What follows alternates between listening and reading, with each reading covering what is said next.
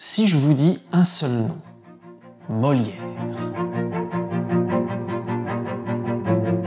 Déjà, rien qu'à son évocation, il y a plein d'images qui vous viennent en tête. Plus connu sous le nom de Jean-Baptiste Poquelin, il est sans doute le dramaturge le plus connu en France.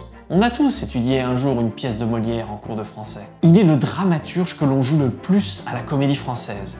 Et ne dit-on pas que la langue française est celle de Molière ? Alors ensemble, je vous propose de revenir sur la vie d'un des plus grands dramaturges du XVIIe siècle. Allez, en scène.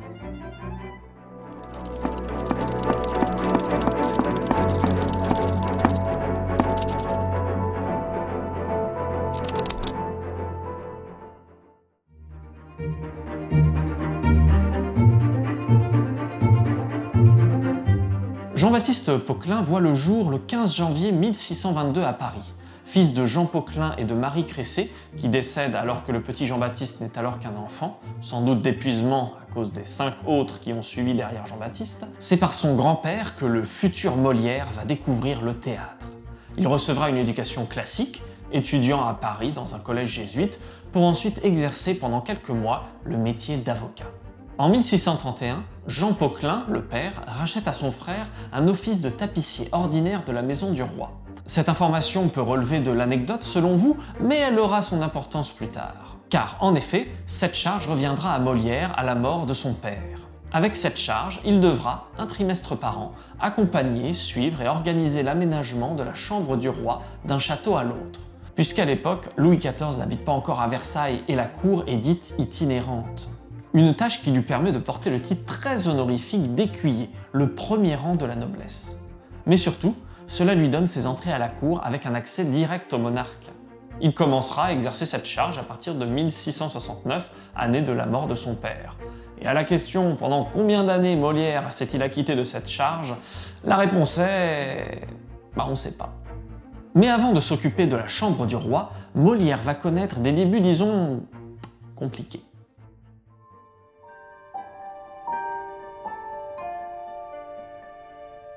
Une rencontre importante va permettre à Molière de faire ses premiers pas dans le théâtre. Cette rencontre, c'est avec la famille Béjart, qui marque son entrée dans le monde de la scène.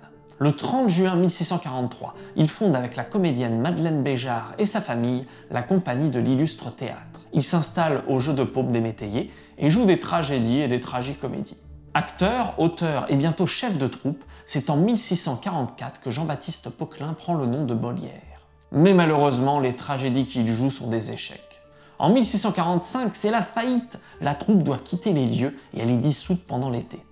Molière est même emprisonné au Châtelet à cause de ses nombreuses dettes, que son père finira par payer pour le libérer. Après ces déboires, Molière décide de quitter Paris.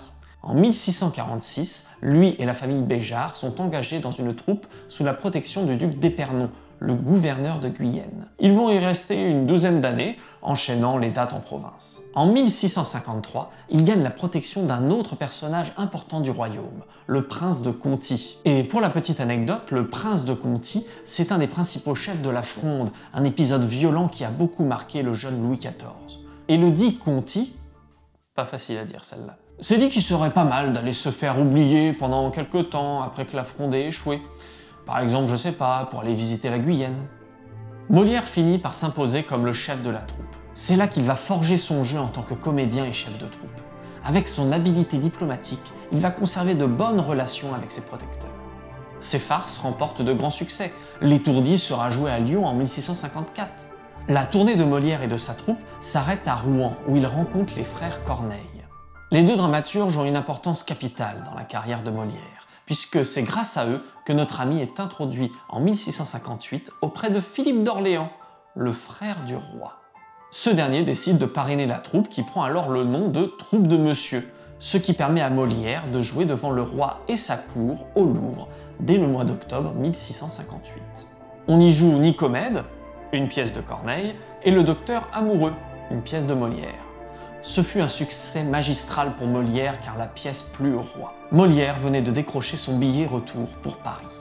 Il commence à jouer au théâtre du Petit Bourbon en cohabitation avec les comédiens italiens et c'est en 1659 que Molière présente Les Précieuses Ridicules, son premier succès. La presse est très appréciée à tel point que des ministres et des grands seigneurs comme le Grand Condé un général de la guerre de 30 ans qui a mis une belle raclée aux Espagnols, vont inviter la troupe à venir jouer la pièce dans leurs hôtels particuliers. La troupe de Molière va ensuite jouer au théâtre du Palais Royal, où il jouera pour le restant de sa vie. Il jouira d'un privilège extraordinaire, celui de la gratuité d'occupation des lieux. Le rêve, surtout quand tu vois le prix des locations de salles à Paris. Les tragédies vont être délaissées au profit des comédies que Molière va créer. Ce qui est surprenant pour l'époque, car il ne faut pas oublier que la tragédie est alors considérée comme le plus haut genre théâtral. Formé par Madeleine Béjart et les comédiens italiens qui l'admirent, Molière va créer son propre style comique. Il brillera d'ailleurs davantage dans ce registre que dans celui de la tragédie. À 43 ans, il est atteint d'une fluxion au poumon, une inflammation au niveau de la poitrine qui peut être potentiellement mortelle au-delà de 60 ans. Sa maladie lui donne le hoquet qu'il va maîtriser pour l'utiliser dans son jeu sur scène. Tout son corps est un instrument de jeu. De sa respiration à ses mouvements, tous ses muscles travaillent et sont des moyens d'expression. Il impose à ses comédiens le même entraînement. En 1662, Molière épouse Armande Béjart. Certains historiens, et surtout ses détracteurs, hésitent d'ailleurs sur sa filiation. On ne sait pas si c'est la sœur de Madeleine ou sa fille, car oui, Madeleine Béjart était la maîtresse de Molière.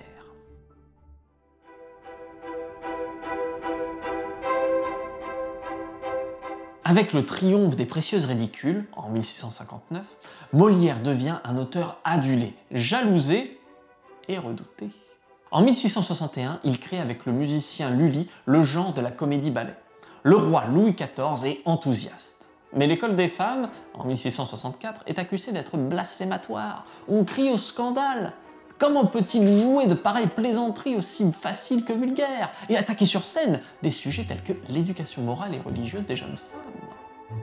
Mais le dramaturge ridiculise ses détracteurs, obtenant le soutien et les compliments du roi. En 1664, les dévots font interdire le Tartuffe, qui dénonce l'hypocrisie religieuse. L'archevêque de Paris accuse la comédie de salir l'image des croyants et celle de la dévotion. Molière, qui met en scène les méfaits d'une dévotion hypocrite, est alors censuré et doit retravailler son œuvre malgré la protection du roi. Son Don Juan, en 1665, provoque un nouveau scandale. Aux yeux des religieux de l'époque, Don Juan fait l'apologie du libertinage. Ouais, hein, les rois, c'était pas les premiers, hein. Demandez aux maîtresses de Louis XIV. Hein. Moi, je dis les choses. On dévoile tout, là. Mais revenons à nos moutons, enfin, à nos dévots. Ils attaquent Molière en règle. Ce dernier est sommé de supprimer certaines scènes et plusieurs répliques qui tournent la religion en dérision. Censurée, la pièce ne sera jouée qu'une seule fois du vivant de Molière. Elle sera ensuite mutilée de certains passages. Il faudra attendre 1884 pour qu'elle soit rejouée dans sa version originale. 1665 est également l'année où la troupe de Monsieur devient la troupe du roi, avec des subventions annuelles formidables. Ayant repris la charge de tapissier du roi, Molière entretient une relation privilégiée avec celui-ci. Le roi lui commande des pièces et il accepte même d'être le parrain d'un des fils de Molière qui se prénomme Louis. Ce prénom n'est pas anodin car il ne s'agit ni plus ni moins que d'un hommage au roi. Après l'accueil mitigé du misanthrope en 1666, entre 1668 et 1670, l'avare, le Tartuffe et le bourgeois gentilhomme sont des triomphes. En mars 1672, Molière entre en désaccord avec Lully. Or, c'est Lully qui obtient du roi l'exclusivité des spectacles chantés et interdit aux troupes théâtrales de faire chanter une pièce entière sans sa permission. La troupe de Molière proteste. Une bonne partie de son répertoire était constituée de comédie-ballet. Lully, malheureusement, supplante Molière dans la faveur royale.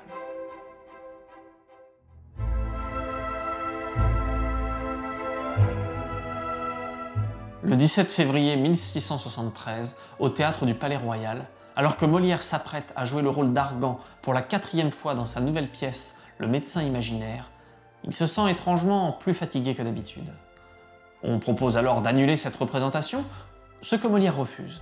Il va réussir à jouer son rôle tant bien que mal, malgré la douleur et les convulsions dont il est pris au cours de la représentation. À la fin, il se fait transporter chez lui. Il est pris d'une violente quinte de toux qui lui fait cracher du sang. Il décède vers 10 h du soir à son domicile du 40 rue de Richelieu. On ne sait pas avec certitude la cause de sa mort. Tuberculose pulmonaire, anévrisme pulmonaire ou hémorragie pulmonaire, nul ne le saura. Il fut enterré de nuit le 21 février au cimetière Saint-Joseph. C'est le roi lui-même qui est intervenu pour que Molière puisse recevoir cet honneur.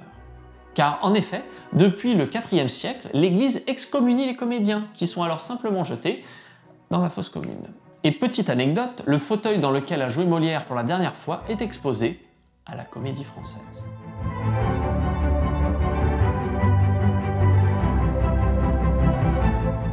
Nous avons abordé la vie de Molière, mais comment a-t-il fait pour devenir si populaire? Eh bien la réponse est plutôt simple. Si Molière arrive avec tant de brio à créer des chefs-d'œuvre, c'est parce qu'il s'appuie sur ce qu'il peut voir de la société dans son travail de dramaturge. Il va exagérer des défauts pour en faire des caricatures, comme dans l'Avare, qui n'a pour seul amour que sa précieuse monnaie, ou dans Le Malade imaginaire, dans lequel le personnage d'Argan se croit toujours malade. Molière s'attaque aussi à des réalités sociales, comme dans l'École des femmes avec l'éducation religieuse, ou encore le Tartuffe, qui, dans sa version initiale, n'était pas très tendre avec la religion catholique. Dans les pièces de Molière, on rit, certes, mais on réfléchit aussi. Le rire permet de mettre le doigt sur les défauts de l'humain, ou de certaines réalités sociales. Je suis sûr que vous connaissez des gens parfois un peu hypocondriaques, ou un petit peu pingres, ça pourrait même être vous. Et pour faire rire son audience, Molière a des armes, les équivoques, les quiproquos, les apartés, les dialogues de sourds. Il exploite le comique des farces et de la commedia dell'arte, comme les coups de bâton, gesticulations ou grimaces. Et là, tu peux mettre un extrait de De Funès, quand il fait...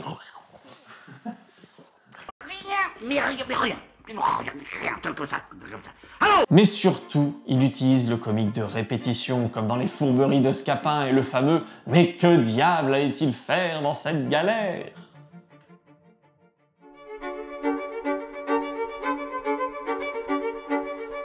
Si Molière était célèbre de son temps, son œuvre deviendra, elle, immortelle. D'après Georges Forestier, Molière devient au XVIIIe siècle un dramaturge admiré pour avoir apporté les Lumières en une période de préjugés. Et il est considéré comme un génie universel. Au XIXe siècle, Molière va être célébré par des écrivains comme Victor Hugo, Stendhal ou encore Honoré de Balzac. Il est le dramaturge le plus mis en scène à la Comédie Française. En 2008, on comptabilisait 33 400 représentations contre 9 408 pour les œuvres de Racine et 7 418 pour Corneille. Ces œuvres vont parcourir le monde et être jouées en Angleterre, en Italie, au Japon, au Sénégal. Elles sont toujours jouées aujourd'hui aux États-Unis, au Brésil et en Russie. La vie de Molière va être mise en scène dans des pièces de Jean Cocteau ou de Jean Anouilh. En 2023, une comédie musicale de Dovhatia va même proposer une adaptation de sa vie. Ça vaut ce que ça vaut. Sa vie va également être portée sur grand écran, notamment par Abel Gance, Ariane Mouchkine, Laurent Tirard ou encore Olivier Py. Pour finir, je ferai une référence à Georges Forestier, historien du théâtre français, qui place Molière au rang de dramaturge français le plus joué à travers le monde. C'est ainsi que se termine cette vidéo sur Molière, un génie qui, grâce à ses pièces, aura apporté un éclairage critique sur la société française du XVIIe siècle. Encore étudié de nos jours, il reste le dramaturge le plus connu de par le monde. J'espère que cette vidéo vous aura plu, vous aura permis d'en apprendre un peu davantage sur la vie de Molière et son théâtre. N'hésitez pas à vous abonner, à liker et à partager la vidéo. D'ici là, je vous dis à bientôt pour un peu plus de théâtre et d'histoire.